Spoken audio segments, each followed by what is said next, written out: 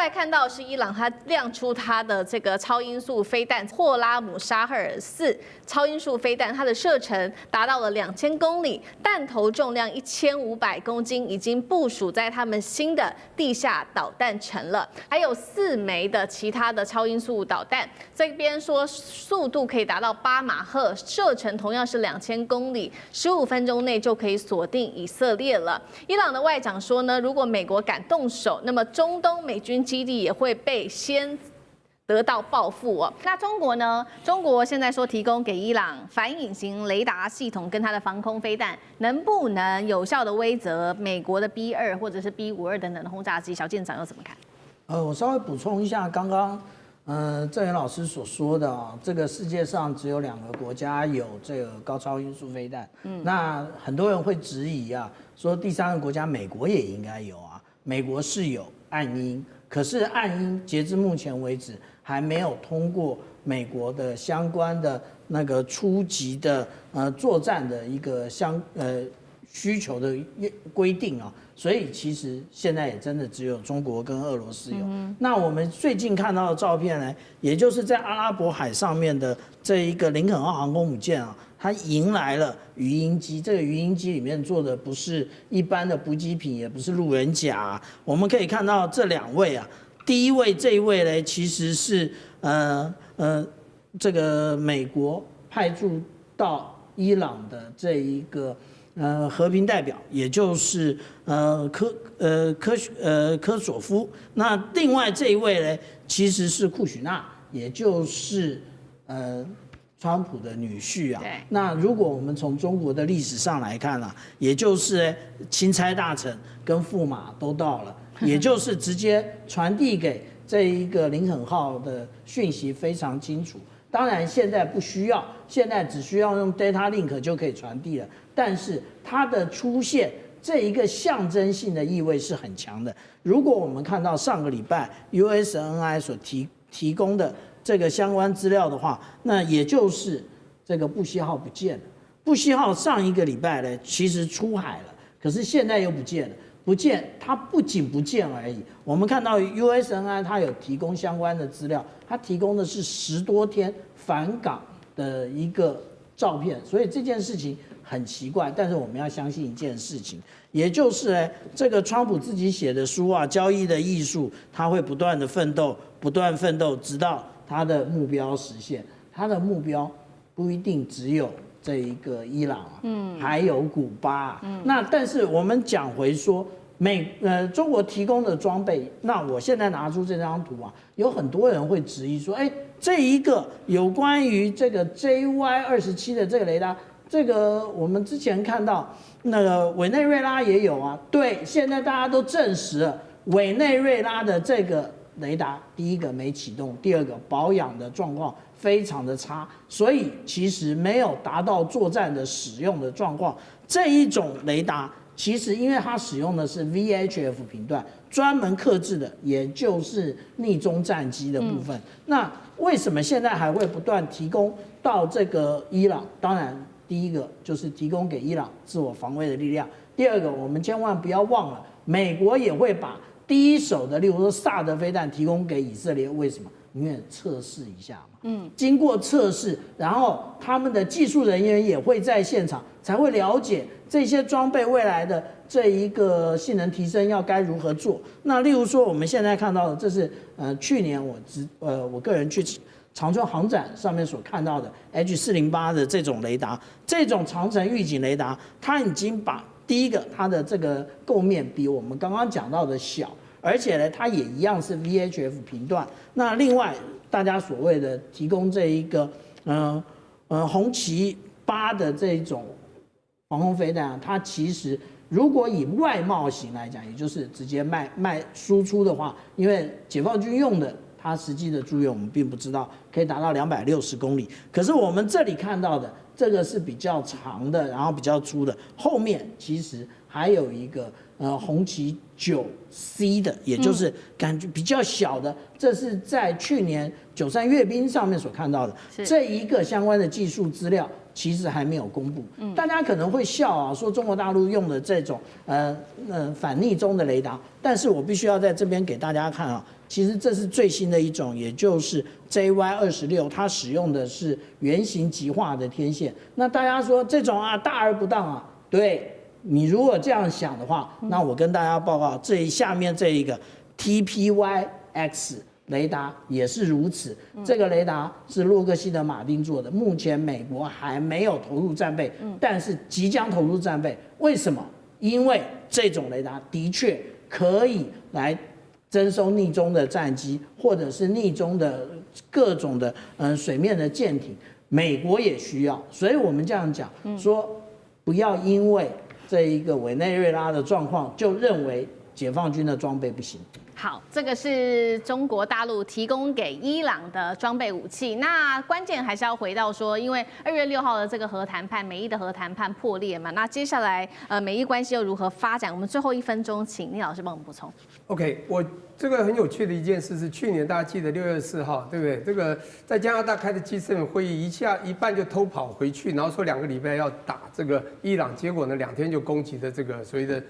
是深土炸弹啊 GBU-57。结果你会发现炸60公尺，好像没有炸到80公尺，这个又核外泄也没有。那现在呢，要人家限制核，他现在告诉说我们要谈判，上桌谈判的3个条件。第一个条件，限制你核发展，你不是把人家炸光了吗？第二个，其实你再炸不就好了吗？干嘛要用谈判叫人家限制呢？当然，这是我讲伊朗呢，他要维护他自己生命安全一个很重要的保命武器，他不能，所以他只能说我暂停，而且说我可以把这些先送到俄国，你知道吗？他的后面的这个背后代理人就中国、俄国，大家可以还保护他一下。对，所以你看这个谈判是谈不拢。第二个，当然美国还要求他这个长城这个飞弹的弹道要把它这个完全要这个取消掉。所以你觉得这个这个伊朗怎么会接受？当然，这时候你就会这样发现他们这个剑拔弩张。可是刚才也讲到了，这个没有错，我也搜寻一下，伊朗其实它没有真正所谓的反舰飞弹啊，即便这个可以打得很远，但是我看到的收文是，它不是真的要打你这个舰，它可能打不到，它是要你这样做，我就打你这所谓的美军基地。地对地的嘛，那个是这个所谓的长城飞弹，也就是它那几个有最少好几枚，它可以打到以色列，就攻击以色列。我觉得他现在要做的是这些动作而已。那当然对美国来讲，我觉得现在美国他不敢随便乱打，迟迟不打，我觉得好几个原因。第一个是时空背景不一样，跟去年真的不一样。第二个，因为伊朗这些就是反动这些人，他们基本上情绪也变化。第三，他准备现在也比较齐全。我觉得最重要还是刚刚讲到的，现在有背后所谓的背后代理人的这些协助，包括我甚至知道他们有这个卫星已经空照把这个林肯舰它的走向定位都定得非常清楚，这个情报都给了伊朗。所以呢，基本上这个就算美国的一些动静，也可能中国给的光情资这个地方，可能就会让伊朗比较有机会呢抓准他们要走的动向。再适时的给一些这个回击，所以当美国要打的时候，他们会自己发现打人这个伤7分，自己会重伤3分呐。当然，包括那些防空的那些反隐形、反逆中的这些飞弹。这些装备系统雷达系统，我觉得也是让伊朗这次比较保有准备，比较敢现在跟美国对峙的一些很重要的原因。美伊谈判是假的，是真的要开战吗？因为川普这一次呢，针对了世界上许多跟伊朗比较友好的国家做了制裁，那么在关税上面的制裁，同时它的航母已经压境了，伊朗则是亮出它的超高音速飞弹，再加上北京传出说要提供雷达跟防空系统给伊朗。今天我们来看到中东战事一触即发，3个火线话题。今天请来宾帮我们做解答的是，美军这一次祭出的各种制裁，也代表战争进入倒数了吗？我们可以看到2月6号的美伊和谈是真的已经破局了吗？还有没有救啊？第二件事情是，伊朗这一次也亮出它的各种武器，除了这个长程弹道飞弹，这个是霍拉姆沙赫尔之外，还有这个巴马赫的超音速飞弹，射程据传直指以色列，真的有这么强吗？最后来关心到是中国大陆到底是否真的帮助了伊朗提供反隐形的雷达，加上它的防空飞弹系统，它的战力又如何呢？能够威胁到美军的轰炸机吗？今天就这些议题，我们会一起来做关心。好，在阿曼这一天，2月6号举行的这个核谈判呢，美国已经要求了伊朗的2件事情，包括说，伊朗你停止生产你的浓缩铀，还有呢，核燃料移出到其他的国家，并且接受监督。结果没有想到，伊朗针对美国提出的这2件事情都是完全的拒绝的。现在看起来，核谈判是否已经破裂了呢？所以呢，美国最新就赶快祭出了各种的制裁，来自于川普，他针对了锁定伊朗的14艘影子舰队，还有15个实体，宣布呢，接下来会对伊朗的贸易加增，其他的国家对伊朗只要有贸易会加增25%的关税，并且在军事面，林肯号打击群带着450枚的战斧巡弋飞弹已经进入到阿拉伯海了，包括它的周遭的第9舰载机的联队也在这边做了升空待命。美国已经要求自己的公民赶快立即撤出伊朗，如果有必要的话，政府也会来去做协助。再来看到是伊朗，它亮出它的这个超音速飞弹，这个是霍拉姆沙赫尔4超音速飞弹，它的射程达到了2000公里，弹头重量1500公斤，已经部署在他们新的地下导弹城了。除了刚刚讲的这一款超高音速的飞弹之外，还有4枚的其他的超音速导弹，这边说速度可以达到8马赫，射程同样是2000公里，15分钟内就可以锁定以色列了。伊朗的外长说呢，如果美国敢动手，那么中东美军基地也会被先得到报复哦。中国大陆则是提供伊朗在这个方面，不管有反隐形的雷达系统或者是防空系统，在内包括了多款的武器，要协助伊朗打击美军的轰炸机。那么解放军也接收了大量解放军的军用运输机。据传呢，中国还向伊朗提供了红旗9B 等等。所以呢，节目一开始我们也要特别请小舰长来帮我们做一个分析，有关于前委员来帮我们做分析，这个有关于美伊的核谈判是否可以说真的已经破裂了？刚刚讲的伊朗提供了这个霍拉姆沙赫尔4的这个飞弹，而且呢还部署了8马赫、射程2000公里的超音速的飞弹，在这里是真的能吓阻美国，还是先发制人？委员怎么看？既没办法先发制人，也没办法吓止美国。我跟各位解释一下哈，因为伊朗没有反舰导弹，而且没有可以打航空母舰的反舰导弹。反舰导弹跟这些导弹性质是不一样的，档次也不一样。除非中国给他鹰击20亿，可是他也没有战斗机，也没有轰炸机，所以他更没谈了哈。他们伊朗敲锣打鼓哦，他们有没有超音速导弹？有啊，当然有，因为超音速导弹就超过1马赫以上就超音速导弹嘛。不像那个战斧飞弹哦，它是0.8马赫，它当然不是超音速导弹。可是伊朗有没有高超音速导弹？媒体都沸沸扬扬。但是我要坦白讲我的想法，我认为他没有，因为我始终看不到他的技术资料，不像中国、俄罗斯都会亮出技术资料给你看啊。所以对于所谓的什么8马赫，他们讲的都是终端速度8马赫，哪来的那个导弹到终端速度都要随便都超过5马赫嘛，没什么了不起的。重点是在中间的飞行速度有没有超过5马赫？因为中间是最容易被拦截的。因为飞弹初升段没有人会拦截你，中升段很难拦截，所以大部分拦截都是在中段，那拦截在中段。像我们爱国者飞弹是拦截是在中段，是在最后最中段拦截，所以有时候效果不会特别好。是，那你这个中段拦截必要条件有2个，拦截不住就是说，第一个你速度要5马赫以上，因为5马赫以下雷达能够锁定，5马赫以上现有雷达无法锁定。然后这个还可以什么？你不让雷达锁定，还有一个方法，你要可以漂浮，所以变成有成波体，2个因素中要有1个，那或者2个都有，当然更好。所以当你这个弹体无法被锁定的时候，就很容易拦截。他讲的是这个道理。那这个霍拉姆沙赫尔，他经常讲说他有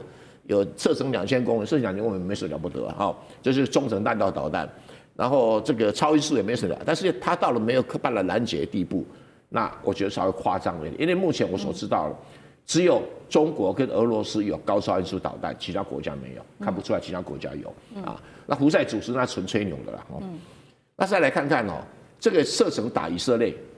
打以色列挨个几个导弹也正常啊。一场战争什么可能不挨几个导弹呢？对哈，那只挨几个导弹对以色列会伤多大？我认为是以色列承受得起哈，承受得起，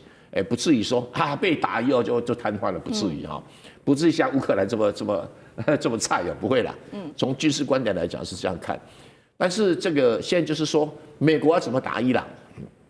第一个不会登陆部队，第二个会采取贝尔格勒大轰炸的模式。可是这种大轰炸的模式有个先决条件，弹量要够。它以目前所谓的450枚战斧巡弋导弹不够，要加倍。一定要加倍，要加倍。那加倍的话，就要有另外一艘航空母舰打击群来。那现在据了解，小布希号好像在赶来当中，但是还没有确定这样的一个说法。那整个战略目标，就说我这场战争，美国到底在想什么？其实美国认为他是想要铲除教士政权跟革命卫队的头目，仅此于这样就能够动摇伊朗的政权。大家不要把想要动摇伊朗政权很复杂，伊朗政权是全世界最容易动摇的政权。你看看那巴勒维的爸爸，一个旅长带了一个军队就把那个卡萨王朝给打垮了。那一样啊，就是这个东西就是伊朗的特性，因为伊朗一向是少数民族政权，就像满清满族统治中国，那汉族大多数，如果汉族不理你满族，你满族就垮台了。现在伊朗也有类似的情形，所以它如何精准的，第一个弹量要够，大轰炸量要够，第二个就是说情报要准，到底这些人住在哪里？他并没有要灭伊朗，也没有把伊朗什么能源设施打烂掉，那倒没有，打会打，那不会打烂掉。那他开这个条件呢？他当然是在勒索伊朗，伊朗怎么可能答应嘞？不止如此，他还要什么把他的弹道导弹？当然有人讲说，伊朗现在有什么多少个几百公里的地下弹道导弹，平常讲那个都不太管用了。为什么不太管用？因为美国都知道弹从哪里出来啊。弹道导弹最麻烦的，除非像土地像中国够大，一拉5000公里，伊朗怎么可能地下5000公里的这种所谓的井喷式弹道导弹没有，伊朗没办法。那几百公里，美国应付得来。延续刚才川普跟习近平这一场非常重要的通话，我们延续更多的议题。这次两人呢进行了一场长时间并且是深入的通话。那内容谈了什么？不止贸易，不止军事，包括台湾议题、俄乌战争，还有伊朗局势，全部都展开对话。而且在跟川普热线之前，习近平是先跟俄罗斯总统普丁视讯通话，等于1天之内呢，跟美俄的领袖展开意见交换，这是一个蛮罕见的情况，不太常见。而且就在这个节骨眼上呢，我们看到这个南华早报指出呢，中国海洋的科考船叫做大洋1号，它现在现身在阿拉伯海，甚至呢逼近美军林肯号航母的活动海域了。大家都说林肯号不是已经把识别器关了吗？怎么大家都找得到它呢？这就很奇妙了。然后网络上呢，又突然出现了什么东西？大量的中国高解析度了。我们看这张图，大量的这个军用的卫星影像，而且里头清楚标示了几个关键的要素，包含林肯号的活动范围位置啦，还有这个美军 F-15E 部署的状况，甚至是爱国者飞弹的阵地等等都搭配了简体中文来做这个叙述。那么军事专家就怀疑了，中国是不是在向伊朗来提供一些美军的动态情报呢？因为类似的手法在之前的印巴战争其实也有出现过。想先请教委员，怎么看这一次川习通话？先谈到伊朗议题，接着又有这类的军事影像曝光，这是不是算是中国大陆对伊朗的一种非直接但是间接的一种军事帮助？中国有没有对伊朗提供什么协助？目前看不出来，如果有都还看不到。这个网络上出现了自称高解析度的军用卫星这个解析度不高，所以不可能是中国大陆提供的军用卫星的影像。中国大陆没有这么拉惨了，一定更精密很多了啦。第二个，中国大陆会提供军用卫星影像给伊朗，也不会公开，这很简单的道理。这是个商用卫星，那你说那个林肯号的位置？不难啊，商用卫星随便买都买得到你现在花点钱上去，商用卫星买都买得到，所以不是问题，因为体积太大了。爱国飞弹基地也基本上是很大的东西是，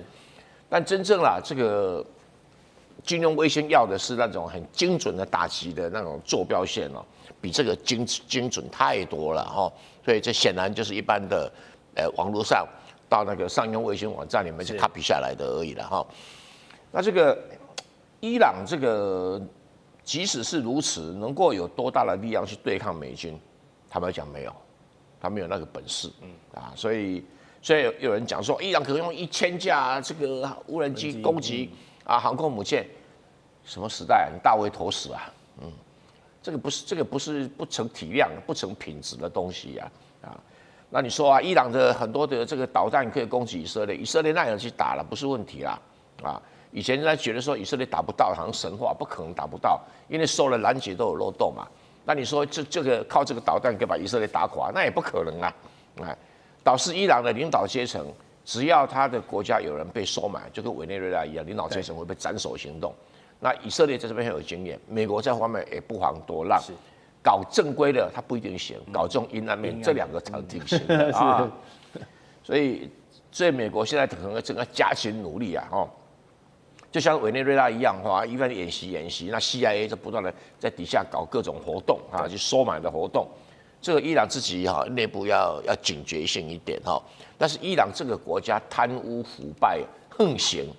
要做到这么廉洁的官员，那也真的不太容易啊所以伊朗的很多情报都像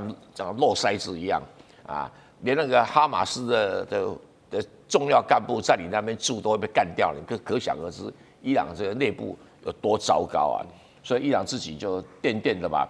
中国帮不了太大的忙了真的是帮不了太大忙。中国也不会把宝压在这个满清末年的这样的一个王朝手上，也不太可能啊，不太可能。所以这个你说中国跟出手要管控中东危机，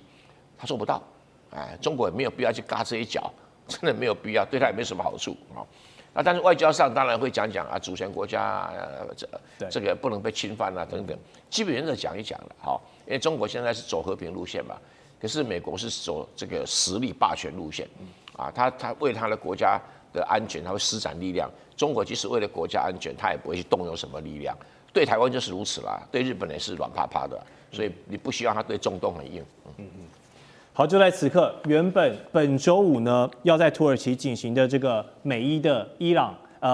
这个核谈判呢传出要改地方了，换到哪里？换到阿曼这个地方。消息人士透露，伊朗要求谈判的形式现在改成美伊的双边会谈，不再让其他国家列席参与或者观察员什么的，并且抛出一个新的筹码，就是暂停核计划可以，但是这个浓缩铀要送往俄罗斯代管。从交涉地点，从美伊的闭门会议到这个浓缩铀交给俄罗斯的种种这个3件套，我想问一下赖老师，怎么解读伊朗的这个要求？葫芦里在卖什么药？伊朗在测试美国是更想打还是要更想谈因为刚开始伊朗提出这个新的要求的时候因为原本已经讲好了2月6号就在伊斯坦布尔来举行会谈，但是后来伊朗突然间改变了，他要求说改到阿曼来举行会谈。美国刚开始的时候是反对的，彼此之间激烈到就是说那就不谈了。那伊朗的态度也就是说那就不谈嘛，该打就打嘛结果后来美国还是同意伊朗说好，那我们就2月6号改在阿曼谈。这代表什么？代表美国川普是更想打，更想谈的，没有更想打那一方面可能他的军力还没有完全到，二方面美国要在这一次跟伊朗的冲突中，美国虽然完完全全可以重创伊朗的军事设施跟这个革命卫队或是军事能力，但是美国很难像在这个对委内瑞拉在加勒比海那个地方能够毫发无伤的全身而退，美国可能很难做到。可是如果美国的军舰或者航母或者是美国的战机被伊朗打下来，或者被伊朗击中，那这个是大事这个对于川普在国内，还有川普他本身在这个年底的期中选举是绝对不利的影响，特别是如果这个画面显露出来，例如说他的船、他的军舰被打了一个大洞，他的航母的战机被打掉几架，或者人员的伤亡，那这个对于美国来讲是一件大事。我们在强调，他可以把伊朗做非常严重的摧毁但是问题就在于他能不能像在对于马杜罗的那个行动毫发无伤，这个真的是很困难。好，那我们看到伊朗这一次的态度改变了，而且很强硬。第一个，伊斯坦布尔，土耳其跟伊朗的关系并没有那么好。那对于伊朗来讲，他宁可选择一个更中立的，就阿曼所以这个对于伊朗来讲，在谈判的地点上对他是有利的。第二个，原本的谈判是1对1，然后就是2方谈判，还有一个就是3方谈判，另外一个就是多方谈判，要进行这3种形式。那2方谈判就是美伊的谈判，3方谈判就是土耳其当作主持人、东道主来主持两边的谈判，还有一个多方谈判就是包括埃及、卡达巴基斯坦，还有阿联酋、沙特阿拉伯等这6个国家都来，而包括巴基斯坦，巴基斯坦跟伊朗的关系也并不和睦那这些多方谈判里面，对于伊朗都处于比较不利的地步。所以对伊朗来说的话，他要求的就是我跟你美国自己谈，单独对谈，那就其他的不用参加了。是，那美国也同意了。好，接着就是议题了。本来美国设定4个议题，一个是浓缩铀的议题，一个是核能，一个是那个核武发展的议题，一个就是有关于它的中程导弹的问题，另外一个就是资助其他的盟邦，例如说包括真主党或者胡塞组织的问题。本来要谈4个议题，伊朗说只肯跟你谈1个议题，那就是浓缩铀的问题。所以美国也同意了。那这代表什么？代表也就是说，伊朗在初步他在谈判的过程里面，他略占上风。那当然之后的演变要看他们彼此之间在角力的过程中又会发生什么事，也要看美国的军方的力量是不是越来越多的已经赶到了这个地方，要对伊朗形成极限的一个施压这个也要看。最后一个浓缩铀的处理，俄国的态度是开放的。俄国说我可以接受伊朗的浓缩铀，但是这个浓缩铀是伊朗的，所以伊朗有权完完全全由他来处理。他什么时候要我交回，我就什么时候交回。如果这个协议被撕毁，那伊朗跟我要求，我就会回去。这个协议就很像奥巴马时代的6+1的核协议，当初也是提交给俄罗斯做保管。是。好，我们再来看到是美国的 Axios 新闻网，他们指出呢，川普其实对于这一次核谈判的一个态度呢是非常真诚的，而且川普包含很多的美国高官都一起帮忙背书，说川普他是真的不想攻打伊朗。那爆料呢，真正想发动攻击的其实是美国在中东的重要盟友以色列。那其实这也不是秘密了，因为以伊早就已经是积怨已久。媒体指出，纳坦雅胡向美方要求，在伊朗问题上可以允许以色列自由行动的这个权限。那如果从军事角度来看，现在美伊开战的几率是不是正在下降？那如果激不起美国这位大哥来率先出手来出头的话，以色列又按耐不住的话，那选择先行攻击伊朗，在没有美军帮忙介入的情况下，他们能够挡住伊朗这一些密集的导弹、无人机的饱和攻击吗？还是摩萨德真的这么神通广大？之前的这个 BB 扣发动的进攻，我们都看到，还是可以把这个摩萨德已经渗透到打击伊朗这个高价值目标都已经安排好了。将军怎么看？我们经常讲一句话这个你在战场上面得不到的，你也不要想在谈判桌上面得到。那为什么伊朗这次谈判一开始的时候，他原来说要改到这个阿曼去美国原来不同意的，最后美国会同意？我觉得那当然在战场上面有这个美国已经先输了一筹这个从昨天我们看到这个伊朗的见证者139的这种无人机对着林肯号的航母飞过去，那当然最后是被林肯号航母起飞的 F-35战机将它击落。可是这后面代表的意义是不是这个伊朗已经很明确的知道你林肯号的位置？我这次是用无人机过去，那我下一次如果真的开战，我就可以用导弹过去了。所以美国是不是忌惮于说是伊朗已经侦测到，也可以掌握到它的战舰的位置所以它必须在谈判方面必须要让步。当然这一局来讲的话，我觉得最明显，以色列来讲就是希望把美国拖下水，来打这场仗因为伊朗其实对美国的威胁不大毕竟隔那么远的国家，但是它的威胁最大的是以色列从2件事情看得出来。去年6月份的时候，以伊的互相的这种空袭的作战，我们就看到，虽然说伊朗本身也被打得遍体鳞伤了可是它毕竟怎么样，它对以色列也造成相当大的伤害，尤其是说以色列的这种反导的拦截系统，到后半期战争后半期，它在拦截率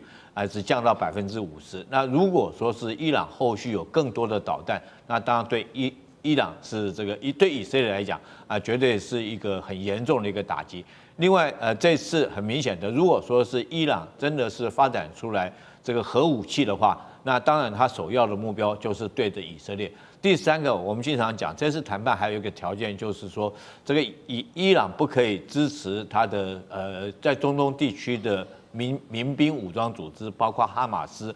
包括到胡塞组织包括到黎巴嫩真主党。但是这些组织是对谁威胁最大？当然是对以色列威胁最大。那如果说是伊朗率头攻击的话，我们不敢说以色列可以获得全胜，可是最起码不死也半条命哈。所以以色列来讲，这是很明显想要帮美国拉下水。但是我觉得川普也不是笨蛋，他纯粹就是商人，他知道这场仗打下去对美国不见得是有利。所以我认为说，从美国答应谈判地点改到阿曼，可见的美伊双方的开战的条件已经下降。那现在来讲，我觉得美伊双方互相再给对方一个台阶啊，能够下来，让这场战争不要发生。那如果说美伊双方台阶互相下来，我觉得最着急的就是以色列这个国家他一直希望，他甚至于放话，他放了2句话这个纳坦雅胡说，他宁可挨700枚的导弹攻击，他也要颠覆荷梅尼这个政权。从这句话就知道他的决心。那第二个，他现在讲的话是说，如果你美国不打，我就带头打。可是我觉得以色列讲这种是空话了这个他如果说美国不带头打的话，以色列现在他没有远程的攻击能力来讲的话，是做不到的，纯粹就是想要把美国拖下水。中东战事，现在呢，伊朗的国产无人机航母，这个我们今天会特别来看的，叫做巴盖里烈士号正式的亮相了。再加上伊朗他手上握有的1000架的战略无人机上线，今天会特别来关注是革命卫队已经全面的备战了。那么美军林肯号在中东则是持续的施压，这一场战争一触即发。今天会一起的来做关心。好，赶快来看到是，其实呢，现在林肯号已经正式的抵达中东地区了。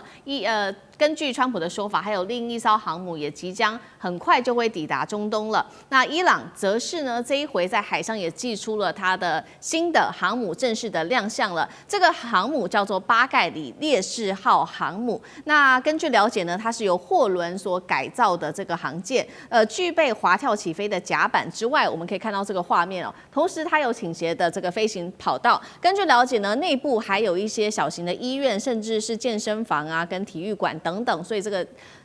涵盖的面积其实非常大的。看一下它的小档案，长度240公尺，高21公尺，最多其实可以在上面部署60架的无人机跟30具的飞弹发射架，可以具备直升机的作战跟电战的能力。同时呢，我们也有看到刚刚提到的内部也非常的大，那可以配备的包括了地对地的巡弋飞弹之外，单独的作战平台也可以部署反舰飞弹，可以打击最远达到2000公里的一个目标。现在做了一个初步的推估，伊朗可能会想要用它的这个航母，也就是无人机航母，以自杀攻击的方式来攻击美国的林肯号航母。这个对决，等一下我们会一起的来做关注。伊朗除了有拿出它的航母之外，我们看到它同时也准备了1000架的战略无人机，正式的已经编列了作战的序列里面去，成为核心的打击力量，将是靠无人机外媒这边也特别点出了，现在伊朗呢，他手上还握有8架的见证者无人机，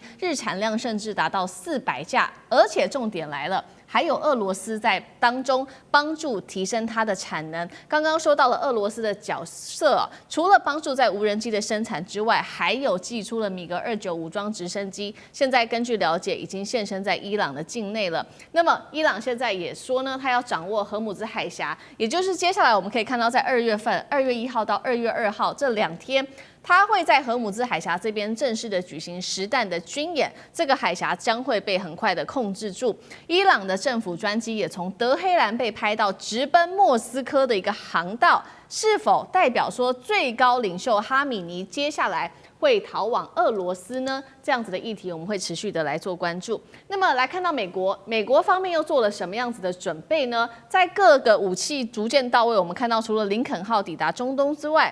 自己的官员也证实了，一艘驱逐舰也到位了。美媒披露，现在川普正在评估对伊朗即将发动新的重大军事打击。那么已经在中东部署的武器，我们做一个统整，包括了10艘的军舰跟6艘的驱逐舰。节目一开始，我们要请厉将军来带我们看，这个是国产的伊朗自己的这一个航母，真能对美军的航母造成实质威胁吗？如果说无人机蜂群真的正式的出手，接下来林肯号有没有办法防得住？将军怎么看？我觉得这艘这个用货船改造的无人机航母如果真的是跟美国对峙来讲的话，可能撑不了30分钟就会被击沉了。那当然，伊朗我们看得出来，他一直想要所谓的这个采取一种不对称的作战哈，这个积极用它最强项的无人机。可是我觉得你用在这货轮改装上面，你知道我们很简单一个数据嘛，美军的这种鱼叉飞弹射程就300公里哈，虽然说你的反舰飞弹号称可以打到200公里那么远哈，到底可不可以，我们还是一个疑问。可是这个美军虽然说它的鱼叉飞弹300公里，可是它可以用空射型的哈。这个如果说美军用空射型的，它舰载机哦，这个 F-18战机带着这种空射型，那在2000公里之外击落你命中你这一艘这个无人机航母，事实上是轻而易举。另外，美军的鱼叉型也可以用潜舰来发射。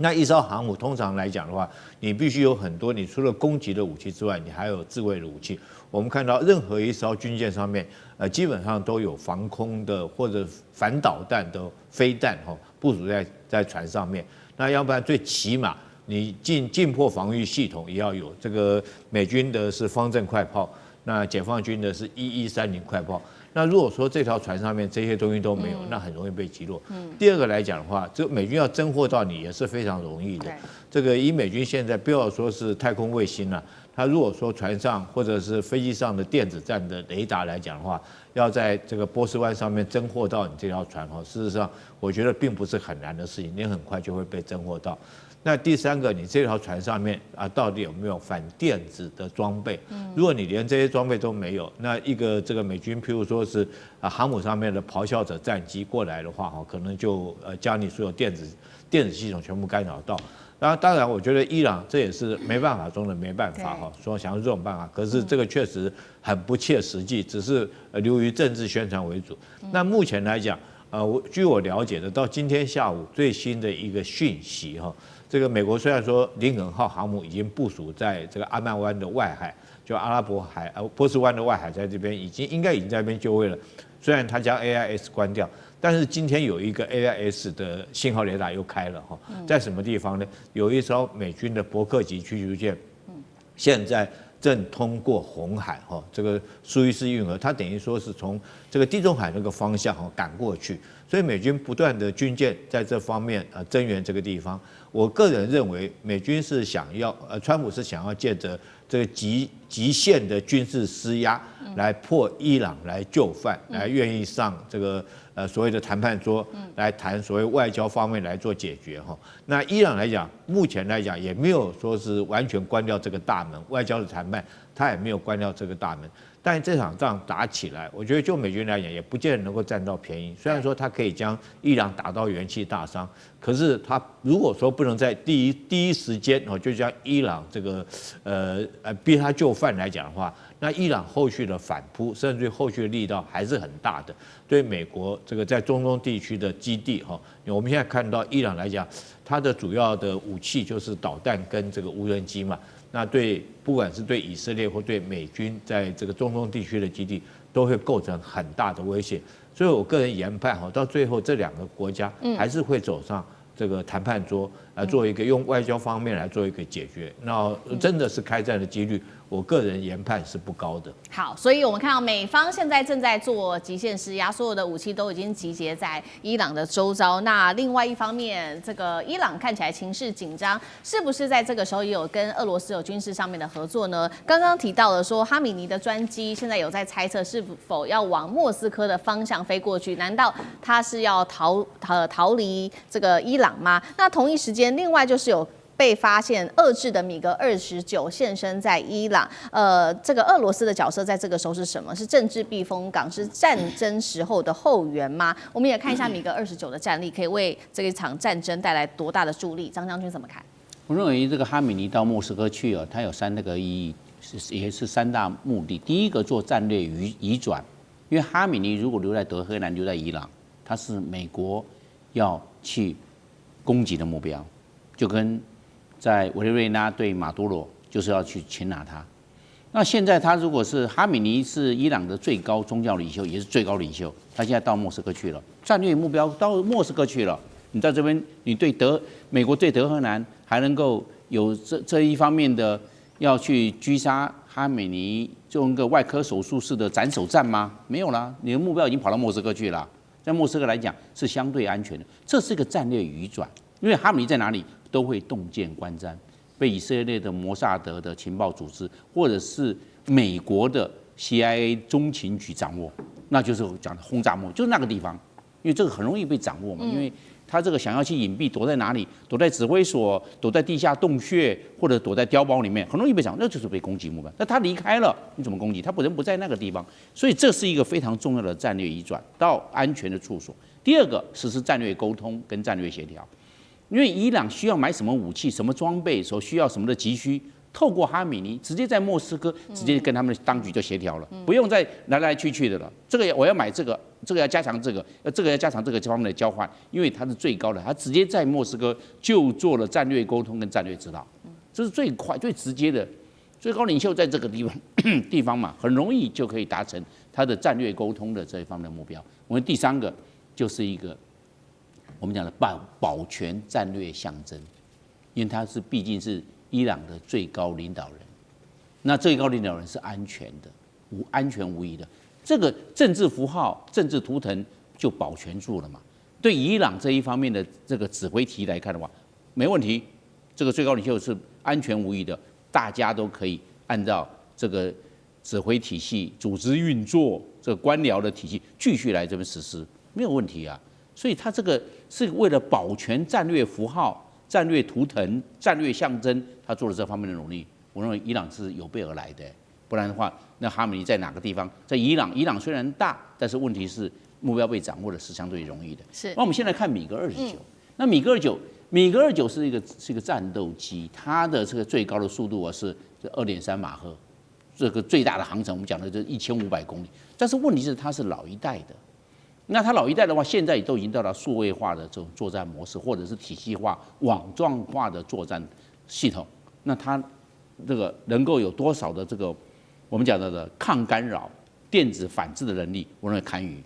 因为再加上一个最大的致命伤，就是讲的伊朗的训练，因为它经过它那么穷，经过美国的这种武器禁运，还有经济制裁，它在这一方面是经过长期下来，对它军力的这种折损跟他的训练来看的话，都会受到非常大的影响。尤其我们看去年2025年，这个以色列也包括美国的 B2 轰炸机对伊朗的这方面的轰炸，伊朗整个防空只管通勤系统也好，还有防空这个飞弹也好，防空火炮系统都没有发挥威力耶。那换句话说，它的系统空地整合的系统出了一个很大的问题。当然，俄罗斯也提供它的这个最新型的这米28的武装直升机，但是这是对地作战的，这个武装攻击直升机是对地作战的。那美军跟以色列如果不进入地面进入，这米28大概只能这个空中警戒跟地面运兵的这方面的一个功能了，所能够发挥是有限的。所以米格29的战机也好，或米28的武装运输直升机也好，我认为在伊朗所能够发挥的战略角色相当有限。好，不管这一场战争会不会真的发生，但是我们看到，其实现在在中东附近，尤其是伊朗附近的邻国，他们其实很多国家是不希望发生的，这当中也包括沙烏地阿拉伯。主要的原因是，其实他们也会担心，如果真的在伊朗境内的神权发生什么问题的话，对于后续整体的中东情势，恐怕也是会更危险的。为什么会这么想？杨老师怎么看？如果伊朗发生动乱、冲突、战争，那一定会有外溢扩大的效应。你想想看，伊朗这样子一个面积跟它的人口将近有9000万的这个人口，它在中东跟西亚的部分就包含阿富汗这些整个区域，它是最中心的。它连接了波斯湾跟黑海，那所有的历史上的就是重要的通道以及地缘的战略这个高点都在这里。那它又是两个特殊的是，它虽然是穆斯林，但是它绝大部分是什叶派，要跟其他中东国家的穆斯林国家不一样。第二个，它种族上是波斯人，古文明，可是一直以来其实就以这个区域为主，跟其他的阿拉伯人种族上不一样。因此，它是一个完整的，就是这个民族国家虽然有一些其他少数民族，当它如果发生战争的时候，你就可以想象得到，第一个，这个军事冲突会扩大，因为它可能会针对在这个区域有其他美军基地，哦，或者是从甚至伊拉克、科威特、巴林，然后呢，卡达到就是阿拉伯联合大公国，都会变成他攻击的对象。所以这个军事冲突的扩大，哈，当然以色列也是一个可能的目标。这第一点的这个危险。那第二个就是这个恐怖团体，就恐怖攻击也可能会扩大。因为过去各位记得吗？从伊朗到伊拉克到黎巴嫩，然后呢到就是叙利亚，哦，基本上一直连结的就是以什叶派为主的。那经过这一阵子，从伊拉克到黎巴嫩的，就是相关的派系，以及到叙利亚的这个政变，这美国跟以色列相当程度的压制了伊朗支持这边的什叶派的一些作为。可是现在如果它整个动荡的话，这个一定会相关的这些组织。恐怖攻击会再起。那第三个，能源，哦，你更不要想，战争还一开打的时候，波斯湾可能就被封锁了。然后呢，伊朗自己本身的油，它如果减少供应的话，国际的油价，那甚至这个区域的能源的运输都会产生影响。那第四，我们刚刚提到，它有9000万的人口，你产生的难民的冲击也是难以想象的。它其实整个过去20年。整个中东跟西亚地区的这些冲突，从美国打阿富汗到伊拉克，全球的难民都在增加。因此我觉得这几个层面，军事攻击、恐怖攻击、能源危机以及就是难民的问题，大概都会对这个区域产生严重的影响。我觉得美国大概也会想到这方面，然后呢，这些区域的各国也会告知美国，你要警告可以，你要预防性的攻击，那是你。这个尊重你的决定，可是你要采取全面性的攻击的话，其实那就可能会造成整个区域的混乱。好，接下来有关于中东的战事，赶快带观众朋友来看到的是美国跟伊朗现在持续的在对峙，而且已经被逼到一个快要到临界点了。我们现在看到美军的各种武器都已经摆出来，大局的压境哦。那白宫也放话，这1-2天内就可能会正式的来动手。重点是包括了现在可以看到美国内部它的披萨指数也不断的狂飙，在此刻呢，川普再加码，他说还有一支除了林肯号之外，已经在中东了，还有一支美丽的舰队，川普说正在航向伊朗。我们现在来看，把这个武器也摆出来，包括了美军跟伊朗各自寄出了哪一些武器，林肯号打击群之外，还包括了各种的运输机，包括 F-15E 等等，还有 F-16等战机都已经摆出来了。再来就是 B-2 轰炸机这一系列，美军现在蓄势待发，伊朗。我们赶快来看到，除了这个弹道还有防空飞弹2000枚之外，年产能更是可以达到3000枚的飞弹，还有各种的飞弹都已经寄出来，无人机、无人艇，甚至是这个狼群快艇会做饱和攻击，还有它的智能化的全监控的系统，全部都已经摆出来了。节目一开始，赶快请教委员怎么看了？传出美国说的哦，在中东的事情，他们可能1-2天内就会动手，再加上披萨指数不断的狂飙，已经进入开战倒数了吗？第2艘航母，川普说的美丽的舰队是否也很快即将到达中东？委员怎么看？美国要这个时候攻打伊朗，这个几乎是美国最好的时机。如果闪过这个时机，机会也不大，因为现在是伊朗最脆弱的时候。它的通货膨胀它的货币贬值，它的物价高涨，使得老百姓对于整个哈梅尼政权失去了信心。虽然哈梅尼政权使用革命卫队，用最残酷的方法杀害老百姓，然后来稳固政权，但是这个比清朝末年更糟糕，因为它经济问题没办法解决，老百姓过不下去。今天起义被你压制了，隔2天再起义，你看永远压制不完。所以这个政权是已经到了最脆弱的时候。那再加上他的民选政府跟他教士集团跟革命卫队。基本上是互不信任已经到了很严重的地步了。所以这个时候，美国要打击伊朗，它基本上不是去占领领土，它基本上的目的就是要以斩首行动来除掉教士集团的头目，大概有30个，那除掉革命卫队头目大概有50个，再加上有10个导弹机的弹药库，总共加起来大概90个目标。要除掉这个90个目标，1艘航空母舰不够了要至少要2艘以上。那现在会开战也要等到2艘齐备，在演习训练一段时间，跟委内瑞拉一样，委内瑞拉那个菜的国家，它都布阵演习了好几个月，所以它可能会演习一段时间，让这些飞行员熟悉领空的控制、防空导弹的运作哈。再来就是说，情报到底收集好了没有？委内瑞拉当时在围的时候也是在收集情报，哪一些人可以收买，啊，哪一些人必须打击，啊，哪一些人必须背革，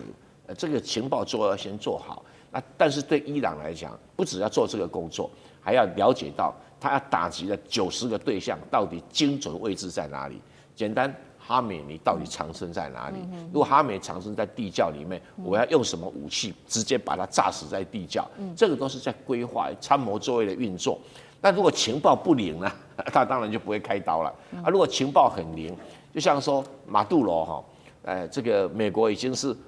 连他的卫队的队长都收买了，他就很有信心，知道他人在哪里。那也知道说革命卫队会配合，不是他的守卫队会配合把他的古巴的警卫给干掉。那这个都部署好了以后，他当然就出击了哈。那现在这个川普就是重施故技。所以部署这些飞机、这些导弹，当然伊朗也不是无下阿蒙了哈。但是，可是问题是以伊朗的实力啊，要达成反击的能量，我个人认为差距太远了。所以伊朗说有多少导弹啊，或者东西，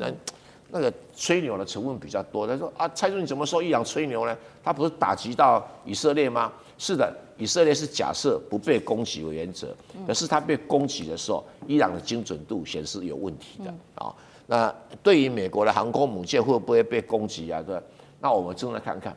有史以来第一次航空母舰被攻击会长了什么德性啊？是。那如果美国航空母舰被攻击的话，那东方某小岛人就要闭嘴了啊，基本就闭嘴了啊。因为连伊朗那么菜的导弹都能够打得到，那伊朗这么多吹牛，它有高超音速导弹绝对没有了。现在全世界战场上唯一出现的高超音速导弹只有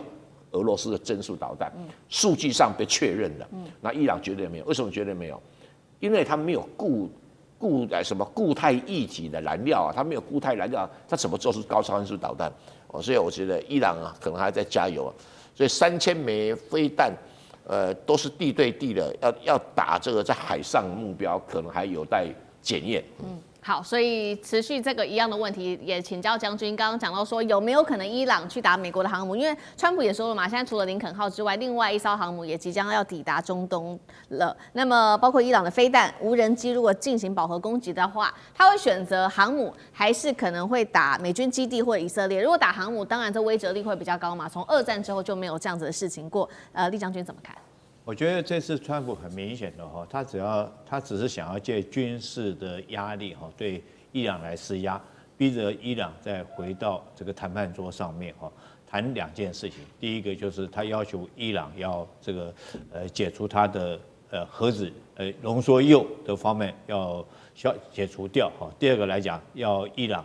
撤除他的导弹，因为这2样东西对以色列是最大的威胁哈。但是我觉得川普只是他会不会真的想动手？我觉得他就算他想动手，可能五角大厦那边会给他提供一个忠告，这时候动手不是很好的时机。我们从几件事情来分析。第一个，我们上次看到美国这个对伊朗动手啊，它是最少它都部署了双航母哦。那这次对于伊朗这种中等的强国，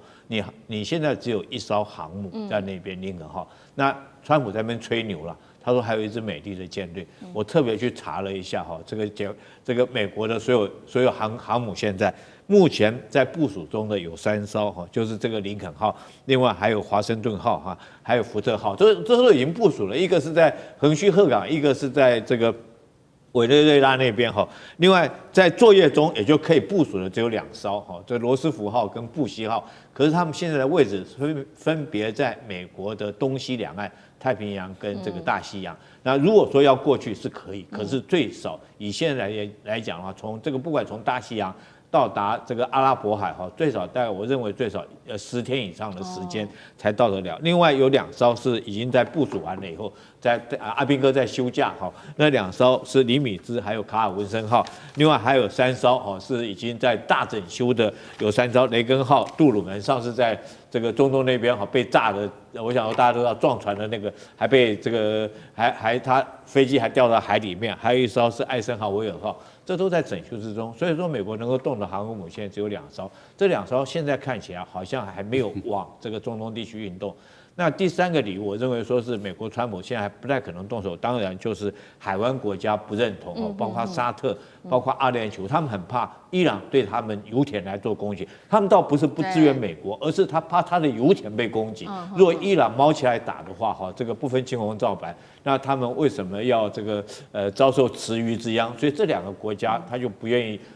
美国借用他的，你们打你美国自己去打，但你不要用我的领空，不要用我的基地，以免我遭受伊朗的报复性打击。伊朗可能打美国打不赢，但是打我的油田那是绝对没有问题的。然后再来还有一个很重要的关键，